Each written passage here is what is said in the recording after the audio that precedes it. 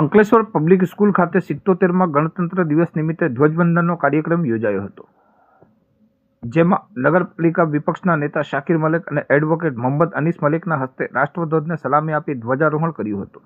આ પ્રસંગે સંસ્થાના પ્રમુખ નાજુ ફળવાલાએ 77માં ગણતંત્ર દિવસની શુભેચ્છાઓ પાઠવી હતી અને ઉપસ્થિત મહેમાનો, શિક્ષકો અને વિદ્યાર્થીઓને જણાવ્યું હતું કે આજે દુનિયા ભારત દેશ તરફ આશાની નજરે જોઈ રહી છે. સૌથી યુવાન દેશ છે. આપણે આવા વિદ્યાર્થીઓ તૈયાર કરવાના છે જે દેશની સાથે દુનિયાને મદદરૂપ થાય અને માનવ કલ્યાણમાં મહત્વનું યોગદાન આપે. આજે આપણી શિક્ષા અને જ્ઞાનથી દુનિયામાં આપણું આગવું સ્થાન બનાવ્યું છે. આપણે ન લોકાઈશું કે ન ઝૂકીશું, એ આપણે ભારત દેશને વચન આપીએ છીએ. મુખ્ય મહેમાન શાકિર મલિકે જણાવ્યું હતું, જેમ સ્વતંત્રતા સેનાનીઓએ પોતાનું લોહી આપીને આપણને આઝાદી અપાવી, એ ઋણ આપણે ખુશાલ ભારતની રચના કરીને આપવાનું છે. એડવોકેટ મોહમ્મદ અનીસ મલિકે જણાવ્યું હતું કે સારો સમાજ ત્યારે જ બને છે જ્યારે શિક્ષાની સાથે સારા સંસ્કાર વિદ્યાર્થીઓમાં હોય.